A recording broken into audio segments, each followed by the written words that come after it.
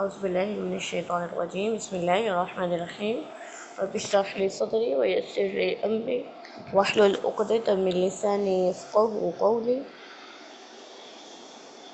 Rabbi ज़िदनी इल्मा अल्लाहुम्मा ला सहला इल्ला मा जअलतहु सहला व अंता तजअलुल हज़न सहलन इज़ा शिअता या मुअल्लिमु आदम अल्लिमना व या मुफ़हिमु सुलैमान फ़हहिमना अल्लाहुम्मा अख़लिसना बिवज्हिकल करीम अल्लाहुम्मा अख़लिसना बिवज्हिकल करीम अल्लाहुम्मा बारिक लना फ़ी औक़ातिना अल्लाहुम्मा ज़िद फ़ज़िद आमीन। पहले एक दफ़ा हम ज़रा शुरू से जो है वो देख लेते हैं। तो ये जो इंडेक्स का पेज है ये अल्हम्दुलिल्लाह हमने सारा पढ़ लिया हुआ है, ठीक है। तकदीम भी हो गई, अहमियत व तदवीन भी हो गई, मुबादियात तजवीद भी लाहन भी हो गया है, ठीक है। उसके बाद ये वाला टॉपिक हो गया, इब्तिदा वाला भी हो गया और हमारा मखारिज भी हो गया है। फिर हमारा यहाँ से सिफ़ात हो गया है अल्हम्दुलिल्लाह। ये तो मखारिज वाला तो उसके ज़िमन में ही आ गया। तफ़ख़ीम व तरकीक जो है हमने शुरू की है और लाम की तफ़ख़ीम व तरकीक हो गई है, अलिफ़ की भी हो गई है और रॉ की हम आज पढ़ेंगे। तो और मीम हमारा हो गया है, ठीक है। उसके बाद नून भी हो गया है। चलें यहाँ तक जो है ना बितरतीब हम पढ़ते आ रहे हैं अल्हम्दुलिल्लाह। तो आज रॉ का टॉपिक कवर करके तो ये 73 तक जो है ना ये हमारा बितरतीब हो जाएगा, फिर इंशाल्लाह देखेंगे। तो आज रॉ को पहले निकाल ले। पेज नंबर है हमारे पास 57। आवाज़ क्लियर आ रही है?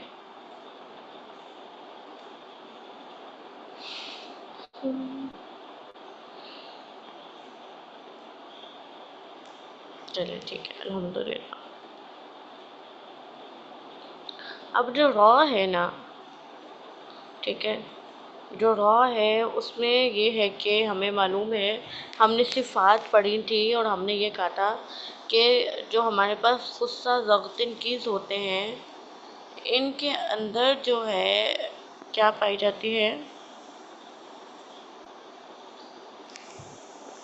तफ़ख़ीम है, यानी कि ये मुस्तालियाँ हैं और बाकी हरूफ जो हैं वो मुस्तफ़िला हैं, वो बारीक होते हैं। जब हमने ये बात कही थी तो इस बात के अंदर ये बात आ गई थी, मुस्तफ़िला हरूफ जो थे बाकी उनमें रॉ भी शामिल था और लाम भी था और अलिफ भी थे, लेकिन इनके जो हैं कुछ असबाब की वजह से इनकी जो सिफ़त इस्तिफ़ाल है वो तो रहती है, लेकिन कुछ हालतों में सिफ़त इस्तिफ़ाल जो है वो थोड़ी सी अफेक्ट होती है और इनके अंदर तफ़ख़ीम आ जाती है। अब जो रॉ है कुरान पाक में, रॉ जो है वैसे तो ये बारीक हर्फ है, रा जैसे आप कहते हैं, ठीक है, लेकिन कुछ हालतें ऐसी हैं जो इसको बारीक की बजाय मोटा बना देती हैं, ठीक है। और ज़्यादातर जो कुरान में हालतें आई हैं वो रॉ की तफ़ख़ीम की हैं, बकसरत जो है रॉ में तफ़ख़ीम पाई जाती है, यानी कि इसकी मिसालें जो हैं वो कुरान पाक में बहुत ज़्यादा तफ़ख़ीम के साथ आई हैं। आम जो कायदा है वो ये है कि आप ये देखते हैं कि मोटाई कैसे होती है, कोई भी हर्फ मोटा कैसे होता है, मुफ़ख़म कैसे होता है, ठीक है, उठने से। आपने देखा जब ज़ुबान की जड़ उठी थी तो हरूफ मोटे हो गए थे, फिर सिफ़त इतबाक में ज़ुबान का दरमियान उठा था तो हरूफ दोबारा से मोटे हो गए थे, ठीक है। अब अगर आप ये देखें जो ज़बर है, ज़बर अदा होती है होंठों के ऊपर होने से, ठीक है, होंठ ऊपर को खुलते हैं इन्फ़िताह फ़म से, होंठों के खुलने से जो है ज़बर अदा होती है, और जो पेश है वो होंठों की गुलाई से अदा होती है, और जो ज़ेर है वो झुकने से अदा होती है, झुकाव से, ठीक है, यानी कि नीचे को रहती है, ज़ेर नीचे को होती है, ज़बर ऊपर को होती है। तो ये जो दो हालतें हैं इनका जो हरकत का मखरज है, ज़बर और पेश का जो मखरज है, ये सबब बनता है रॉ की तफ़ख़ीम का, और जो ज़ेर का मखरज है नीचे को रहना, ये सबब बनता है रॉ की तरकीक का। एक बात रिपीट कर देती हूँ, मैं आपको ये समझाना चाह रही हूँ कि रॉ की तफ़ख़ीम का सबब فتح اور ضمہ کا مخرج بنتا ہے۔ فتح کا مخرج کیا ہے؟ فتح کیسے نکلتی ہے؟ ہونٹوں کے کھلنے سے، اور ضمہ جو ہے وہ ہونٹوں کے گول ہونے سے، ٹھیک ہے؟ گول ہونے میں جھکاؤ نہیں آتا، آواز اٹھی ہی رہتی ہے۔ تو فتح اور ضمہ جو ہیں وہ سبب بنتی ہیں را کی تفخیم کا، اور کسرہ سبب بنتی ہے را کی ترقی کا۔ یہ پہلی بات ہے یاد رکھنے کی۔ وہ کیا بات ہے کہ جو ہمارے پاس فتح ہے اور ضمہ ہے یہ را کی تفخیم کا سبب بنتی ہیں، اور جو ہمارے پاس کسرہ ہے وہ را کی ترقیق کا سبب بنتی ہے، ٹھیک ہے؟ فتح اور ضمہ را کی تفخیم کا سبب بنتی ہیں، اور جو کسرہ ہے یہ را کی ترقیق کا سبب بنتی ہے۔ یہاں تک ہماری پہلی بات جو ہے وہ مکمل ہو گئی۔ اب فتح اور ضمہ جو ہیں وہ را کی تفخیم کا سبب بنتی ہیں، تو را کن حالتوں میں پر ہوتی ہے؟ ساری کی ساری جو فتح اور ضمہ والی حالتیں ہیں ان میں را پر ہی ادا ہوتی ہے۔ وہ کون سی ہیں؟ اب آپ نے یاد کرنی ہے۔ را پر زبر ہو، را پر پیش ہو، را مشدد پر زبر ہو، اور را مشدد پر پیش ہو۔ یہ چار حالتیں جو ہیں جلدی سے یاد کر لیں۔ یہ سبق سارا یاد کرنے والا ہے ساتھ کے ساتھ۔ را پر زبر ہو، را پر پیش ہو، را مشدد پر زبر ہو، را مشدد پر پیش ہو، ٹھیک ہے؟ یہاں تک چار جو حالتیں ہیں نا، آپ یہ دیکھیں کہ حرکت ڈائریکٹ را کے اوپر ہے۔ را پر زبر، را پر پیش، را مشدد پر زبر، را مشدد پر پیش۔ را ڈائریکٹ، را جو حرکت ہے وہ ڈائریکٹ را کے اوپر ہے۔ تو چار حالتوں میں را جو ہے وہ پر ادا ہوتی ہے۔ را پر زبر پیش، را مشدد پر زبر، اور را مشدد پر پیش ہو۔ چلیں اس کو 3 بار دہرا لیں۔ را پر زبر ہو، را پر پیش ہو، را مشدد پر زبر ہو، را مشدد پر پیش ہو۔ را پر زبر، را پر پیش، را مشدد پر زبر، را مشدد پر پیش۔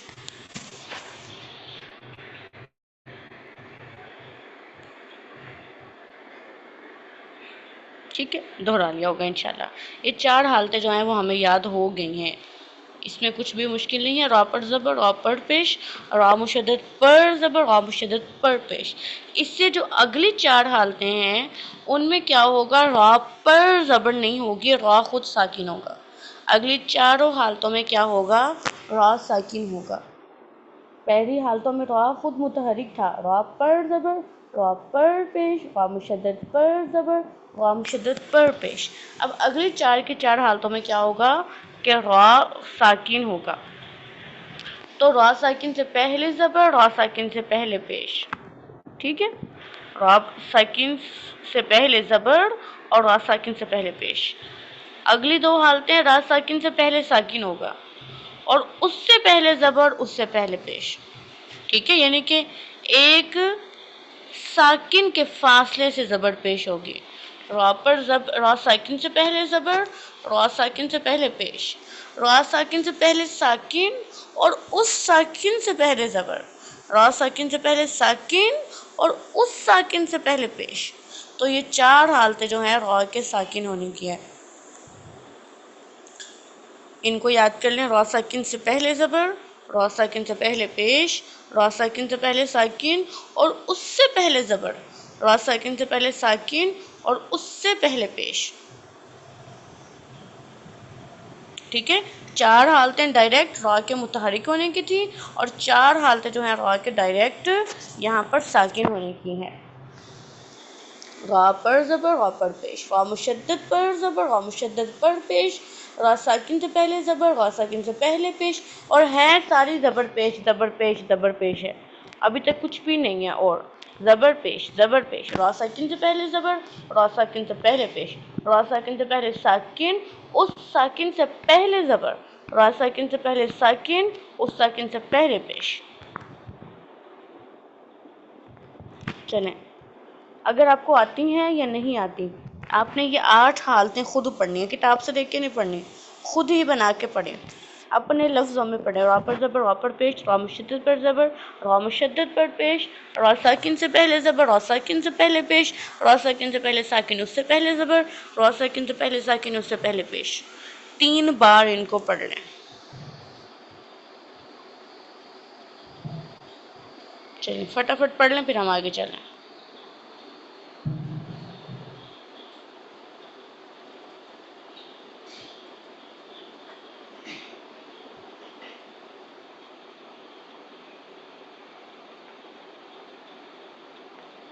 ٹھیک ہو گیا؟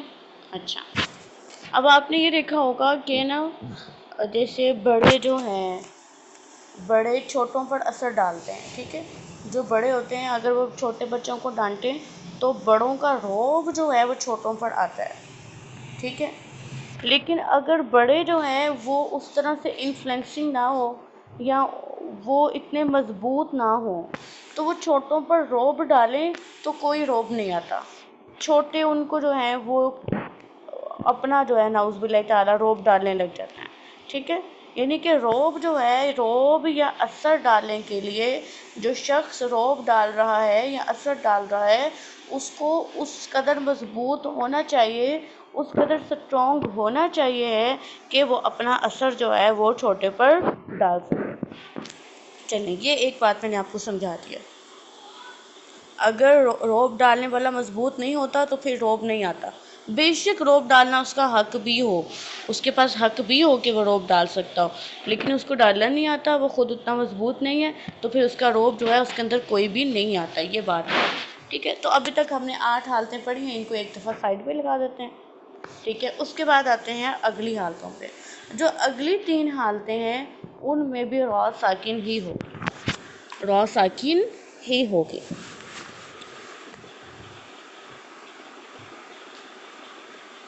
لیکن اب یہاں پہ کیا ہوگا کہ جو را کی تفخیم کا سبب ہے وہ کسرہ بنیں گی، وہ کسرہ جو را کی ترقیق کا سبب ہے، وہ کسرہ جو را کی ترقیق کا سبب ہے وہ تفخیم کا سبب بن جائے گی 3 حالتوں میں۔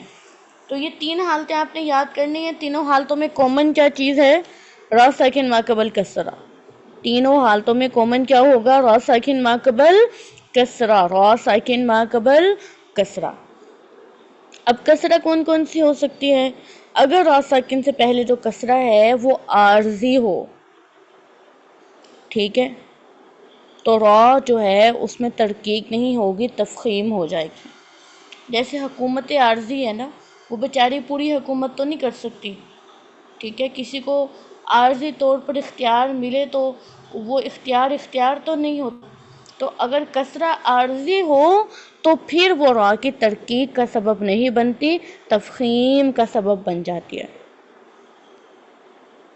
دوسری بات، اگر کسرہ منفصلہ ہو یعنی کہ فاصلے سے ہو، کسرہ اگر منفصلہ ہو، را ساکن ایک کلمہ میں ہے اور کسرہ پچھلے کلمہ میں ہو، منفصلہ کا مطلب ہے فاصلے سے ہو، پچھلے کلمہ میں ہو، جڑی ہوئی نہ ہو را کے ساتھ اسی کلمہ میں، فاصلے والی پچھلے کلمہ والی کسرہ ہو، جیسے رب ارحمہما میں را ساکن سے پہلے کسرہ ہے با کی، اور ربی کی کسرہ منفصلہ ہے، ٹھیک ہے، ربی کی جو کسرہ ہے پیچھے پچھلے کلمہ میں ہے تو وہ منفصلہ ہے، ٹھیک ہے۔ تو جیسے جیسے فاصلے ہوتے رہتے ہیں ویسے ویسے آپ کو پتہ ہے کہ اثر بھی کم ہوتا رہتا ہے، ٹھیک ہے۔ اگر آپ ماں باپ کے پاس ہیں تو آپ کا رعب، ان کا رعب آپ پر زیادہ ہوگا، جیسے آپ باہر چلے جائیں گے، دوسرے شہر میں چلے جائیں گے تھوڑا کم ہو جائے گا، تھوڑا سا اور دور چلے جائیں گے ہوتے ہوتے وہ اثر جو ہے اس طرح سے باقی نہیں رہتا، کم ہونے لگ جاتا ہے۔ تو کسرہ جو ترقیق کا سبب تھی، جب ہی اس کسرہ اور را میں فاصلہ آئے گا تو کیا ہوگی کہ وہ کسرہ ترقیق کی بجائے تفخیم کا سبب بن جائے گی۔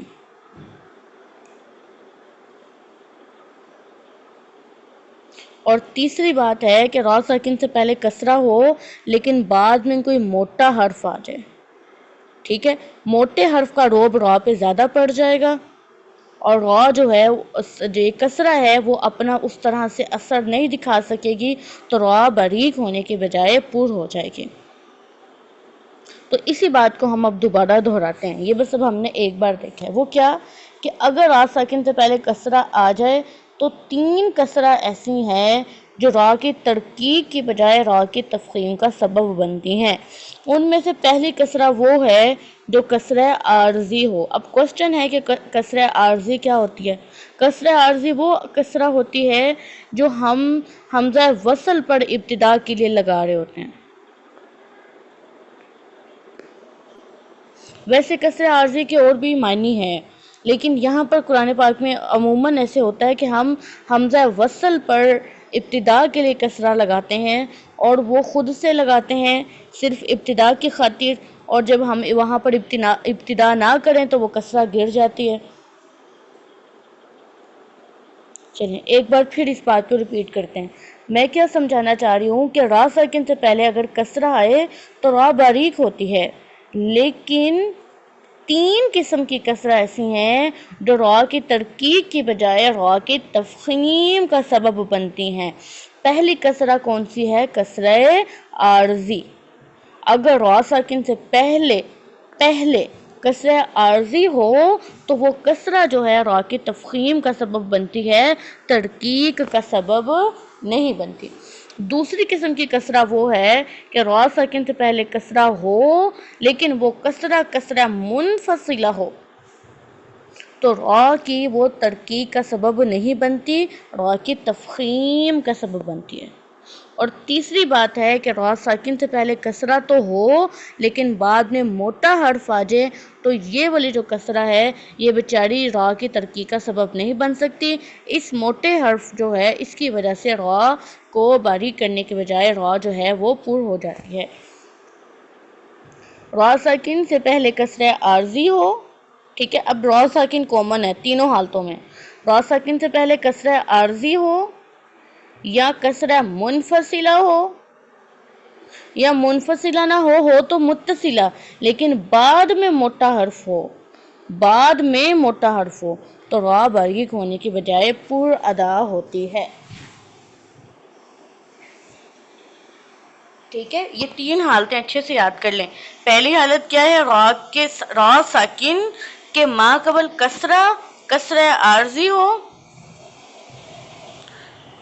دوسرا سوال ہے را ساکن کے ما قبل کسرہ منفصلہ ہو، اور تیسرا ہے کہ را ساکن کے ما قبل جو کسرہ ہے وہ تو منفصلہ نہ ہو، اس ہی کلمہ میں ہو، لیکن را ساکن کے بعد میں موٹا حرف ہو، تو را باریک ہونے کی بجائے پر ادا ہوتی ہے۔ اگزامپل دیکھ لیں، جیسے یہ دیکھیں آپ کے پاس ایک یہ لفظ ہے، چلے میں کہتی ہوں پڑھ کے سنائیں۔ اب آپ کو پتہ ہے ساکن حرف کی تو کوئی آواز ہوتی نہیں ہے جب تک اس سے پہلے متحرک حرف نہ لگایا جائے، تو آپ یہاں سے پڑھنا شروع کریں، را سے آپ لفظ نہیں اٹھا سکتے۔ اس لفظ کو اٹھانے کے لیے آپ کیا کرتے ہیں؟ اس والے حمزہ کے نیچے زیر لگاتے ہیں، ٹھیک ہے؟ تو اب یہ عارضی طور پر زیر لگائی ہے، ٹھیک ہے؟ اب یہ کیا ہوگی؟ را باریک ہونے کی بجائے پر ادا ہوگی۔ را ساکن کے ما قبل اگر کسرہ عارضی ہو تو را باریک ہونے کے بجائے پر ادا ہوگی۔ ایک بات ہوگی۔ دوسری بات، را ساکن سے پہلے کسرہ ہو لیکن وہ کسرہ منفصلہ ہو۔ اب میں آپ کو 2 کسرہ دکھاتی ہوں، ٹھیک ہے؟ 2 کسرہ میں آپ کو دکھاتی ہوں۔ ایک کسرہ ہے آپ کے پاس یہ والی، امیر تابو، ٹھیک ہے؟ ایک ہم آگے سے دیکھ لیتے ہیں، ہاں، اور دوسری ہے انذر۔ اب یہاں پر کیا ہے؟ یہ بھی را ساکن ہے اور یہ بھی را ساکن ہے۔ اس را ساکن کے ما قبل بھی یہ کسرہ ہے اور اس را ساکن کے ما قبل بھی یہ کسرہ ہے، لیکن جو یہ والا را ساکن ہے اس کے ما قبل جو کسرہ ہے یہ پچھلے لفظ میں علیحدہ لفظ ہے اور ارتاب علیحدہ لفظ ہے، ٹھیک ہے؟ اس را ساکن کے ما قبل جو کسرہ ہے وہ فاصلے سے ہے، اس لیے اس کسرہ کو کسرہ منفصلہ کہتے ہیں، اور جو کسرہ منفصلہ ہوتی ہے یہ ترکیب کا سبب نہیں ہوتی، اس کی وجہ سے تفخیم ہوتی ہے۔ را میں کسرہ منفصلہ کی وجہ سے تفخیم ہوتی ہے۔ اب ایک یہ والی کسرہ ہے، یہ را ساکن ہے، اس کے ما قبل کسرہ ہے، اور انذر ایک ہی لفظ ہے، ایک ہی لفظ میں را ساکن سے پہلے کسرہ ہے، تو اس کسرہ کو ہم کہتے ہیں یہ کسرہ متصلہ ہے۔ تو کسرہ متصلہ جو ہوتی ہے یہ ترکیب کا سبب ہوتی ہے، اور کسرہ منفصلہ تفخیم کا سبب ہوتی ہے۔ اور ہم را کی تفخیم کی حالتوں میں قاعدہ یہ پڑھ رہے ہیں کہ اگر را ساکن سے پہلے کسرہ منفصلہ آ جائے تو را کیا ہوگی؟ پر ادا ہوگی۔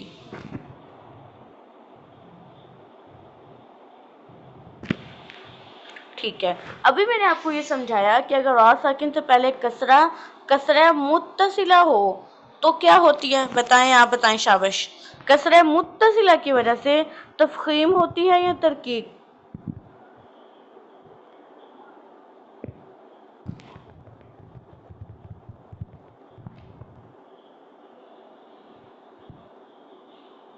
ترکیب ہوتی ہے۔ اب آپ کے پاس لفظ ہے، ایک لفظ ہے ہمارے پاس قرطاسن۔ اب یہ را ساکن ہے، ٹھیک ہے، اب اس میں را ساکن ہے، یہ را ساکن ہے، اس سے پہلے کسرہ ہے، اور بالکل صحیح کسرہ متصلہ بھی ہے، لیکن بعد میں موٹا حرف آ رہا ہے، تو یہ والی بیچاری کسرہ متصلہ بھی ترکیب کی بجائے تفخیم کا سبب بن جائے گی۔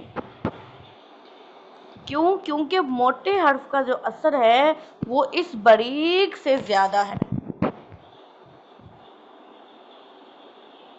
ٹھیک ہے، چلیں، اب یہاں تک ہم نے را کی تفخیم کی جو ہے وہ 11 حالتوں کو ڈسکس کر لیا ہے۔ 4 حالتیں تھیں ہمارے پاس ڈائریکٹ حرکت والی، را پر زبر، را پر پیش، را مشدد پر زبر، را مشدد پر پیش۔ پھر اس کے بعد ہمارے پاس 4 حالتیں تھیں کہ را ساکن ہے اور اس کے ما قبل زبر یا پیش ہے۔ وہ کون سی تھی؟ را ساکن سے پہلے زبر، را ساکن سے پہلے پیش، را ساکن سے پہلے ساکن اس سے پہلے زبر، اور را ساکن سے پہلے ساکن اس سے پہلے پیش۔ پھر ہم نے 3 حالتوں کو ڈسکس کیا جس میں را ساکن سے پہلے زیر آتی ہے اور زیر جو ہے وہ را کی ترکیب کا سبب بنتی ہے۔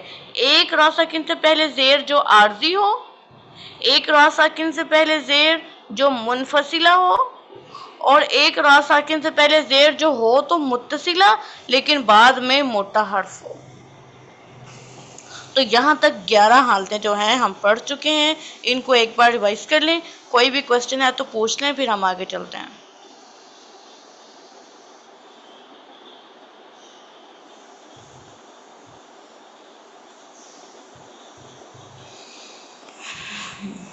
جس کو یاد ہو جائے وہ ڈن کرتا رہے، ہو گیا، 11 حالتیں کلیئر ہو گئی۔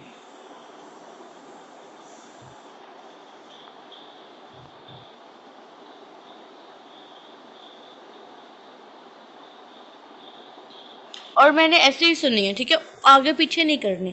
4 حرکت والی ہیں، 4 ساکن ما قبل حرکت زبر پیش والی ہیں، اور 3 را ساکن ما قبل زیر والی حالتیں ہیں، ٹھیک ہے، چلیں۔ اس کے بعد آخری حالت ہے وہ پیش والی را جس پر ہم روم کرتے ہیں۔ روم کا تو آپ سب کو انشاءاللہ پتہ ہی ہے نا، روم کیا ہوتا ہے؟ حرکت کا 1/3 حصہ پڑھنا۔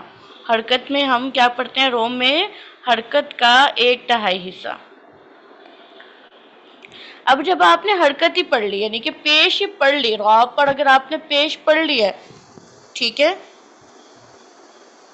اگر آپ نے را پر پیش ہی پڑھ لی ہے، اگر آپ نے را پر پیش پڑھ لی ہے تو آپ کو پتہ ہے پیش تفخیم کا سبب ہوتی ہے، اس لیے جو را روم والی ہوتی ہے وہ تفخیم سے ہی پڑھی جاتی ہے۔ ایک بار پھر ریپیٹ کرتی ہوں، اگر آپ پیش والی تھی، آپ نے اس پر وقف کیا اور وقف آپ کا دل چاہا تو آپ نے روم کے ساتھ کر لیا۔ اب روم میں کیا ہوا؟ آپ نے 1/3 حرکت پڑھی ہے۔ حرکت کون سی پڑھی ہے؟ یہ والی، یہ جو پیش تھی، آپ نے پیش پڑھی ہے، تو آپ کو پتہ ہے جب را پر پیش پڑھی جائے گی تو را کیا ہوگی؟ پر ادا ہوگی۔ بہت سمپل بات ہے، ٹھیک ہے۔ مرامہ کہتے ہیں روم والی، روم۔ پھر ریپیٹ کرتی ہوں، اگر را پیش والی تھی، آپ نے کیا کیا؟ آپ نے اس پہ وقف کر لیا، اب وقف کیسے کیا؟ اسکان نہیں کیا، آپ نے کہا میں روم کرنا چاہ رہی ہوں، روم کے ساتھ آپ نے وقف کر لیا۔ اب روم میں کیا ہوتا ہے، آپ حرکت پڑھتے ہیں، 1/3 پڑھتے ہیں۔ جب آپ نے حرکت ہی پڑھ لی، جب پیش ہی پڑھ لی ہے، تو کیا ہوگی؟ را پوری ہی ہوگی۔ راما تو سیم ٹو سیم ویسے ہی ہے نا، را پر پیش ہو جو آپ نے حالت پڑھی تھی، دوسری حالت پڑھی تھی کہ را پر پیش ہو، تو راما جو ہے وہ پیش والی را ہی تو ہے، یہ اس کے انڈر ہی ہے ایک طرح سے، ٹھیک ہے؟ لیکن اس کو علیحدہ اس لیے بیان کیا جاتا ہے کہ پیش پوری نہیں ہے نا، کوئی یہ نہ سوچے کہ آدھی پیش پڑھے ہیں تو شاید را باریک ہو جائے گی، تو بے شک آدھی پیش ہے، یعنی کہ آدھی سے تھوڑی سی زیادہ، تھوڑی سی، لیکن پوری نہیں ہے، کم ہے، پیش کی ادائیگی پوری نہیں ہے، تو پھر بھی را جو ہے وہ پور ہی ادا ہوگی۔ کیوں؟ کیونکہ پیش ہے نا، پیش سے تو را ہوتی ہی پور ہے۔ کلیئر ہے؟ ہاں جی، اسکان کا مطلب را کو ساکن کرنا، ٹھیک ہے، ہم نے پڑھا تھا نا۔ چلیں ابھی ہم را کی تفخیم کی حالتیں پڑھ رہے ہیں، ابھی ہم را کی تفخیم کی حالتیں پڑھ رہے ہیں، ابھی ہم نے را کی ترکیب کی حالتیں نہیں پڑھی، ابھی ہم نے را کی تفخیم کی حالتیں پڑھی ہیں، اور ان میں ہم نے 12 حالتیں پڑھی ہیں، را کی تفخیم کی حالتیں پڑھی ہیں اور 12 پڑھی ہیں، ٹھیک ہے؟ ابھی بھی لگ رہا ہے کلیئر نہیں ہے، ایک بار پھر ریپیٹ کرتے ہیں۔ را پر زبر، را پر پیش، را مشدد پر زبر، را مشدد پر پیش، ٹھیک ہے؟ را ساکن سے پہلے زبر، را ساکن سے پہلے پیش، را ساکن سے پہلے ساکن، اس سے پہلے زبر، را ساکن سے پہلے ساکن، اس سے پہلے پیش، را ساکن سے پہلے کسرہ، یعنی کہ را ساکن سے پہلے زیر عارضی زیر، یا را ساکن سے پہلے زیر منفصلہ والی، یا را ساکن سے پہلے زیر ہو متصلہ والی ہی لیکن بعد میں حرف مستعلیہ ہو، یا پھر روم والی را۔ یہ ساری راءات ٹوٹل جو کہ 12 بنتی ہیں، ان کو پورا ادا کیا جائے گا۔ اب جس کا جو سوال ہے وہ پوچھ لیں، شاباش، یاد ہو گیا؟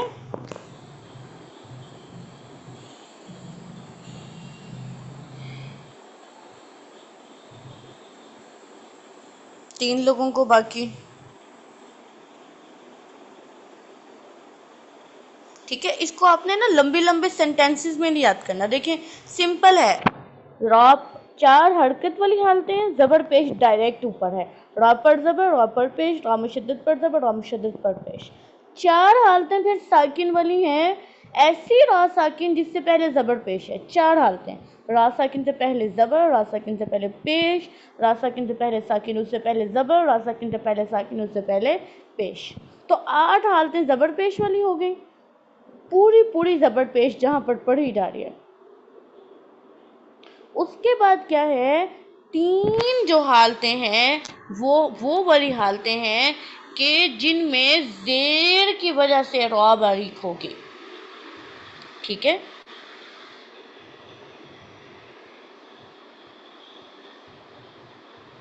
اور وہ کون سی ہے؟ را ساکن سے پہلے زیر عارضی زیر، اور را ساکن سے پہلے زیر منفصلہ والی، اور تیسری جو ہے را ساکن کے بعد موٹا حرف ہو، ٹھیک ہے؟ کوشچن یہ ہے کہ را ساکن کے بعد موٹا حرف ہو، تو ہم یہ کہہ رہے ہیں کہ ما قبل متصلہ ہو، تو کیا یہاں پہ کسرہ منفصلہ نہیں آ سکتی؟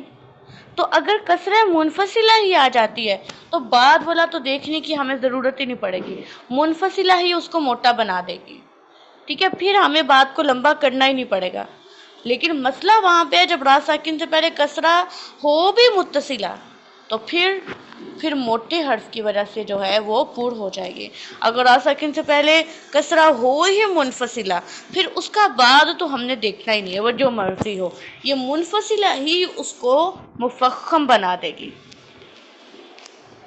چلیں اس کے بعد آتے ہیں را کی ترکیب کی حالتوں کی وجہ سے، تو میں نے آپ کو سمجھایا کہ را جو ہے وہ زیر کی وجہ سے باریک ہوتی ہے، تو را کے نیچے زیر ہو، یا را مشدد کے نیچے زیر ہو، یا را ساکن سے پہلے زیر ہو، یا را ساکن سے پہلے اس سے پہلے زیر ہو، چاروں کی چاروں حالتوں میں جو ہے وہ را باریک پڑھی جائے گی۔ چلیں یہ 4 جو حالتیں ہیں ان کو یاد کر لیں، را کے نیچے زیر، را مشدد کے نیچے زیر، را ساکن سے پہلے زیر، را ساکن سے پہلے ساکن، اس سے پہلے زیر۔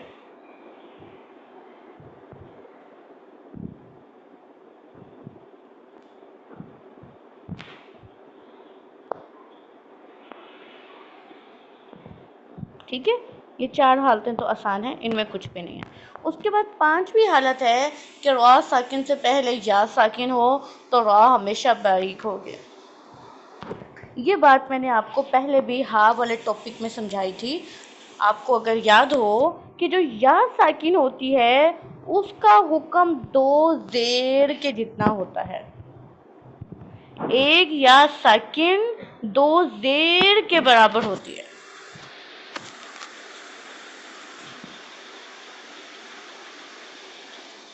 ٹھیک ہے، ایک یا ساکن 2 زیر کے برابر ہوتی ہے۔ تو جب را ساکن سے پہلے یا ساکن ہوگا تو یا ساکن جو ہے وہ 2 زیر کے برابر ہوتی ہے، تو را ساکن سے پہلے ایک طرح سے زیر ہی ہو گئی نا۔ تو اس وجہ سے جو اگر را ساکن سے پہلے یا ساکن آ جائے تو را جو ہے وہ باریک ہی ادا ہوتی ہے۔ جیسے دیکھیں 2 مثالیں میں آپ کو سمجھاتی ہوں۔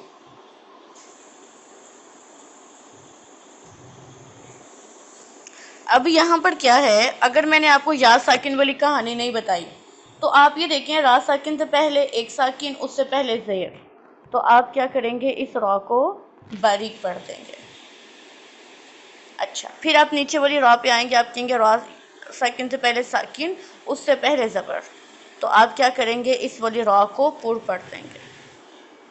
ٹھیک ہے، اگر آپ کو یا ساکن والا قاعدہ نہیں آتا ہے تو آپ کیا کریں گے، آپ یہ کریں گے کہ آپ دیکھیں گے کہ را ساکن سے پہلے ساکن ہے، اس سے پہلے زیر ہے، تو را باریک پڑھ دیتی ہوں۔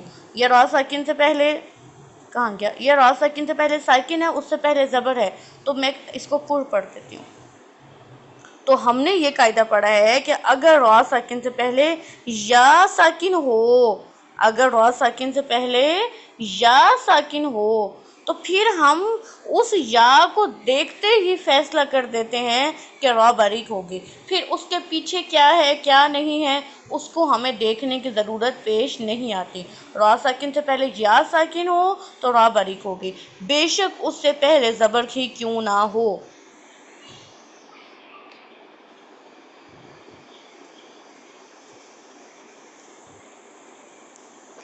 ٹھیک ہے، چلیں ایک پھر میں ریپیٹ کر دیتی ہوں کہ را ساکن سے پہلے اگر یا ساکن آ جائے تو اس یا ساکن کو دیکھتے ہی ہم فیصلہ کر دیتے ہیں کہ را باریک ادا ہوگی۔ تو میں نے یہاں تک آپ کو را کے باریک ہونے کی 5 حالتیں پڑھا دی ہیں۔ کون کون سی، کہ را کے نیچے خود زیر ہو، را مشدد کے نیچے زیر ہو، را ساکن سے پہلے زیر ہو، را ساکن سے پہلے ساکن، اس سے پہلے زیر ہو، اور را ساکن سے پہلے یا ساکن ہو تو را جو ہے وہ باریک ادا ہوگی۔ اب اگر آپ نے را پر وقف کیا اور را جو ہے وہ زیر والی تھی اور وقف آپ نے روم کیا، اور روم میں ہم 1/3 پڑھتے ہیں، تو جب آپ نے زیر ہی پڑھ لی، روم میں جب زیر ہی پڑھ لی تو جب زیر پڑھی جاتی ہے تو را باریک ہوتی ہے، تو روم والی را بھی باریک ہوگی۔ تو یہاں تک جو ہے میں نے آپ کو را کے باریک ہونے کی 6 حالتیں پڑھا دی ہیں۔ کون کون سی، را کے نیچے زیر ہو، را مشدد کے نیچے زیر ہو، را ساکن سے پہلے زیر ہو، را ساکن سے پہلے اس سے پہلے زیر ہو، اور را ساکن سے پہلے یا ساکن ہو، اور روم والی را، ایسی را جس پر، ایسی زیر والی را جس پر روم کیا جائے وہ بھی باریک ہوگی۔ 6 حالتیں پڑھ لی۔ اب ہمارے پاس 7ویں حالت ہے۔ ایک لفظ ہوتا ہے امالہ۔ امالہ بڑا آسان ہے سمجھنا، جیسے ہم اردو میں ہم پڑھتے ہیں عربک میں الف با، اور اردو میں کہتے ہیں الف بے، تا اردو میں کہتے ہیں تے، سا، سے۔ تو یہ جو ہم الف کی آواز کو بڑی یا بناتے ہیں، الف کی آواز کو بڑی والی یا کی طرف جھکاتے ہیں، یہ اس جھکانے کو کہتے ہیں امالہ۔ ٹھیک ہے، اگر ہم الف کو بڑی یا کی طرف جھکا کے پڑھیں تو اس جھکاؤ کے لیے لفظ استعمال ہوتا ہے امالہ۔ اگر سیدھے الف کی آواز کو ہم بڑی یا کی طرف جھکا کر پڑھیں تو اس جھکاؤ کو کہتے ہیں امالہ۔ اور یہ انتہائی اہم قاعدہ ہے کہ امالے کی وجہ سے کوئی بھی موٹا حرف باریک ہو جاتا ہے۔ امالے کی وجہ سے کوئی بھی موٹا حرف باریک ہو جاتا ہے۔ تو اگر کسی را پر امالہ ہوگا تو وہ را جو ہے وہ باریک ہو جائے گی۔ اس کی روایتی حفظ میں تو ایک ہی مثال ہے مجریہا، ٹھیک ہے۔ باقی روایتوں میں تو اس قاعدے کی بہت مثالیں ہیں کہ اگر امالہ آئے گا تو را کوئی بھی کسی بھی حرف پہ امالہ ہو تو وہ جو حرف ہے وہ باریک ہو جاتا ہے۔ امالہ ترکیب کی طرف لے جاتا ہے، تفخیم کی طرف نہیں رکھتا۔ جھکاؤ ہے نا، آپ خود بھی دیکھیں، آج میں نے صبح تو نہیں، کلاس کے سٹارٹ میں آتے یہ بات سمجھائی تھی کہ زیر باریک ہونے کا سبب کیوں بنتی ہے؟ کیونکہ زیر میں جھکاؤ ہے۔ صفت استفعال میں کیا تھا؟ صفت استفعال میں بھی یہ تھا کہ زبان نیچے رہتی ہے، اور استعلاء میں اٹھاؤ تھا، زبان اٹھتی تھی تو موٹا ہو جاتا تھا۔ تو امالے میں بھی یہی ہے، زیر میں بھی یہی ہے۔ تو امالے میں جھکاؤ ہوتا ہے، اور جھکاؤ جو ہے وہ ترقیق کا سبب ہوتا ہے۔ تو یہاں تک 7 ہم نے حالتیں ترقیق کی پڑھ لی ہیں۔ را کے نیچے زیر، را مشدد کے نیچے زیر، را ساکن سے پہلے زیر، را ساکن سے پہلے اس سے پہلے زیر، را ساکن سے پہلے یا ساکن، روم والی را اور امالے والی را، یہ ساری راءات جو ہیں وہ باریک ادا ہوں گی۔ اس کے بعد کچھ ایسی راءات ہیں جن میں 2 طریقے ہیں پڑھنے کے، یہ بھی ادائیگی کا معجزہ ہے، ٹھیک ہے۔ کچھ ایسی راءات ہیں جن میں 2 طریقے ہیں، آپ چاہیں تو اس را کو موٹا پڑھ لیں تفخیم کے ساتھ، آپ چاہیں تو آپ اس را کو ترقیق کے ساتھ پڑھ لیں۔ اب وہ کون سی راءات ہیں؟ وہ جون سی بھی ہیں، ان کو ایک طرف کریں۔